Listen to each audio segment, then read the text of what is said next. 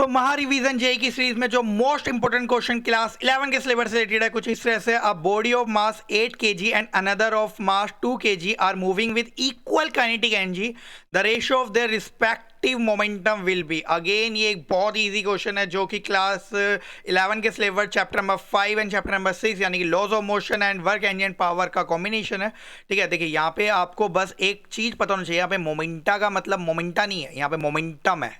ठीक है, यहाँ पे मोमेंटा का मतलब क्या होता है, आपका मोमेंटम करके होता है। ठीक है, और आपको जो है kinetic energy, equal kinetic energy दे रखी है, यानी कि एक रिलेशन बनाना है जो कि काइनेटिक एनर्जी और मोमेंटम के बीच में होता है। ठीक है, जेईई मेन 2022 में पूछा गया क्वेश्चन है ये, इससे रिलेटेड पहले भी बहुत बार क्वेश्चन पूछे जा चुके हैं। ठीक है, रिलेशन बनाना भी बहुत सिंपल है। काइनेटिक एनर्जी का जो मेन फॉर्मूला होता है वो सभी को पता है, हाफ mv² होता है। इसको m से मल्टीप्लाई और m से डिवाइड कर लीजिए तो ये हो जाएगा kinetic energy is equal to m²v² upon में 2m।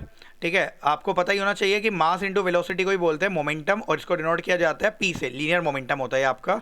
तो ये हो जाएगा आपका kinetic energy is equal to p² upon में 2m करके। ठीक है, जैसा कि इस क्वेश्चन में दो केस आपको दे रखे हैं, एक बार बॉडी का मास जो है वो 8 kg है।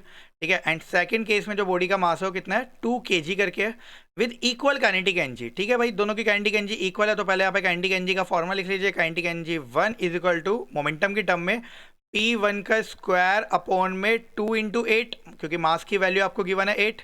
इसी तरह से आप यहाँ पे काइनेटिक एनर्जी सेकंड निकाल लीजिए, सेकंड केस के लिए p2 का स्क्वायर अपॉन में 2 इंटू में मास यहाँ पे 2 दे रखा है। क्वेश्चन में गिवन है कि दोनों की काइनेटिक एनर्जी गिवन है, इक्वल है, तो kinetic energy 1 is equal to kinetic energy 2। तो ये आपका हो जाएगा p1² अपॉन में 16, 8 2 16, p2² अपॉन में 4। ओके, आपको मोमेंटम का रेशियो निकालना है, यानी कि p1 अपॉन में p2 का होल का square which is equal to 16 upon में 4, 4 4 जा 16, तो ये आ गया आपका 4 अपॉन में 1। ये स्क्वायर उधर जाएगा, रेशो अंडर रूट में बदल जाएगा, तो आ जाएगा आपका रेशो p1 अपॉन में p2 is equal to 2 upon में 1। तो इस क्वेश्चन का जो राइट आंसर होगा वो ऑप्शन नंबर बी, 2:1।